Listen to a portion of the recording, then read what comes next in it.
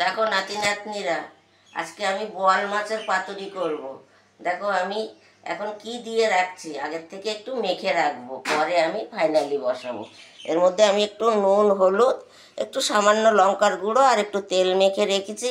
এবার এই দেখো লঙ্কা, রসুন আর গোলমরিচ এই বেটে মাছটাকে মেখে রাখবো।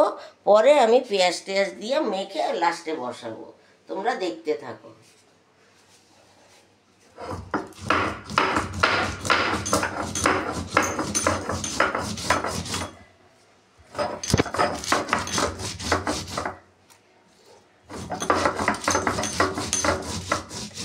এবার এটা দিয়ে মাখবো।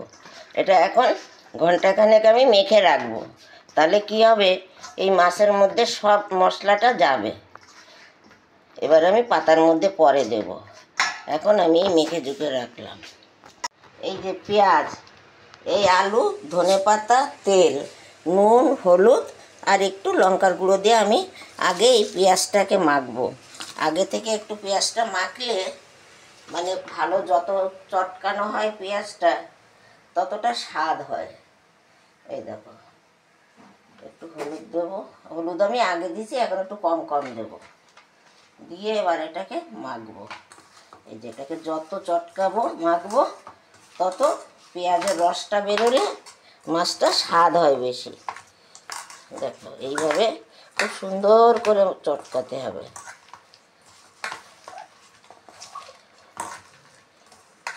এটাকে আবার আমি মাছের মধ্যে মেশাবো। আলাদা করে আমি পেঁয়াজ আর আলুটা মেখে নেব। এই যে মেখে দিলে পেঁয়াজটা নরম হয়। তেল দেবো এবার, কাঁচা তেল দিয়ে এটাকে আমি সুন্দর করে মাখবো। দেখো মাখাটা সুন্দর হলে মাছ পাতুরিটা খেতে সুন্দর হয়। দেখো পেঁয়াজটা মাখতে মাখতে দেখো একদম নরম হয়ে গেছে। এর মধ্যে আমি আলুটা মেশাবো। আলু তোমরা দিতেও পারো, নাও দিতে পারো। দিলে আলুটা ভালো লাগে, পাতুরির আলুটাই খেতে স্বাদ বেশি।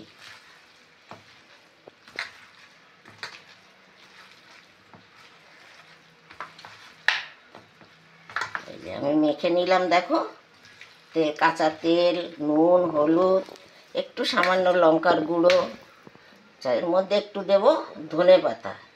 এই যে আর একটু নামাবার সময় দেব। দেখো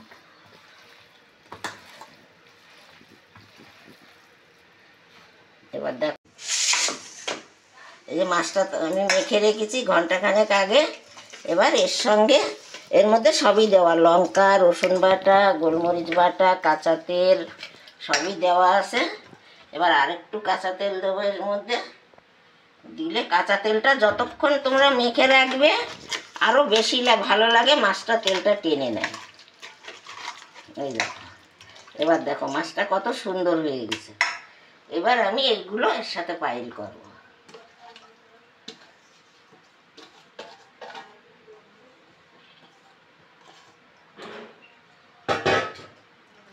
এইবার মাছটাকে মাখবো।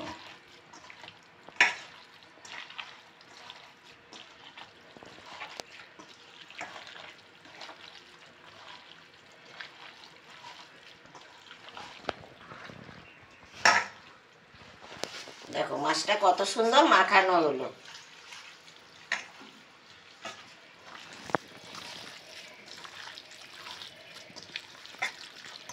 এই যে মাছটা মেখে নিলাম।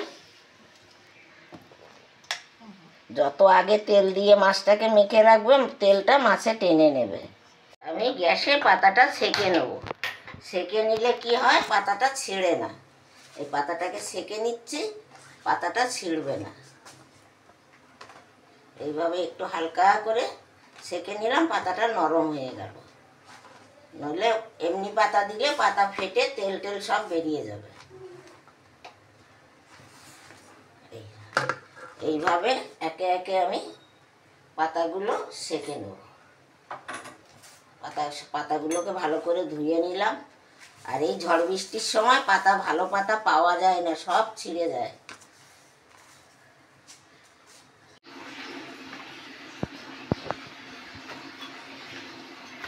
দেখো মাছটা আমি কি করে সাজাই।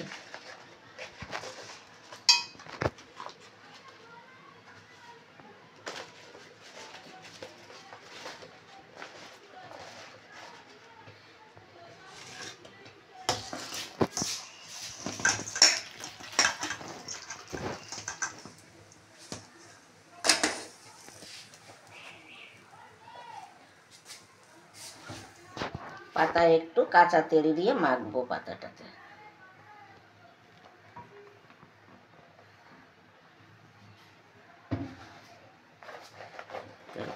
তেলটা মেখে দিলাম, দিয়ে এবার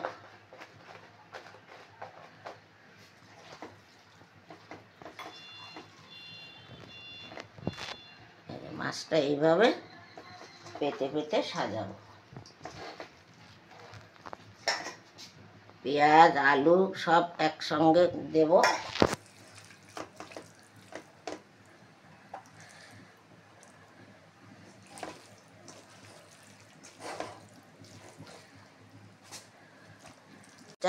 এখানে মাছ একটাতে হবে না, আমার দুটো পাতা দিতে হবে পরে।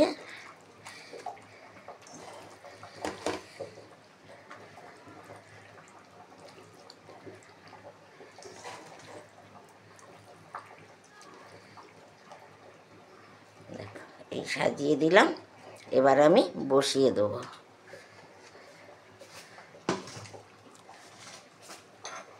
দেখো এই মাছটা আমি বসিয়ে দিলাম, এবার এটাকে আমি চাপা দিয়ে দেবো, আস্তে আস্তে গ্যাস জাল দেবো, আর মাছটা হয়ে গেলে আবার পাল্টাবো, তোমাদেরকে দেখাবো পাল্টাবার সময়। দেখো এটা এখন এইভাবে হচ্ছে, এটাকে চাপা দিয়ে দিয়ে নিবে নিবে উনুনে, এরপরে পাতাটা পাল্টে দেবো। ঠিক আছে, দেখতে থাকো। আর এই পাশে আমি আরেকটা বসিয়ে দিছি।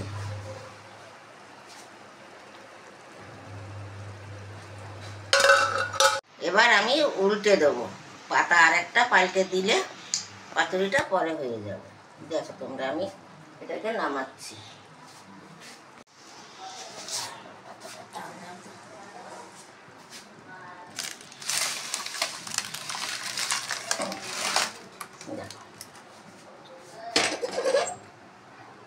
এইবার আমি পাতাটা উল্টে দেবো, উপরে একটা পাতা দেবো, দিয়ে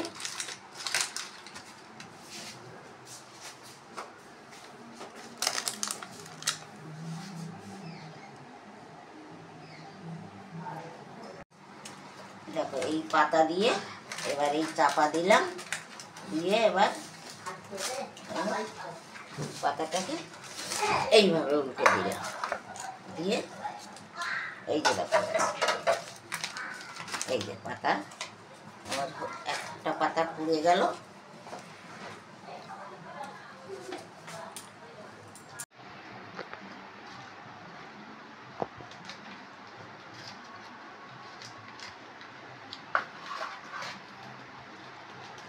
এই পাতাটা আবার এই দিয়ে দিলাম। দেখো মাছটা একটা পিস কত সুন্দর হয়ে গেছে, দেখো খুব সুন্দর হয়েছে। এবার এরপরে আমি গ্যাস কমিয়ে রাখবো, তারপরে নামিয়ে দেবো, তখন আবার তোমাদের আমি দেখাবো।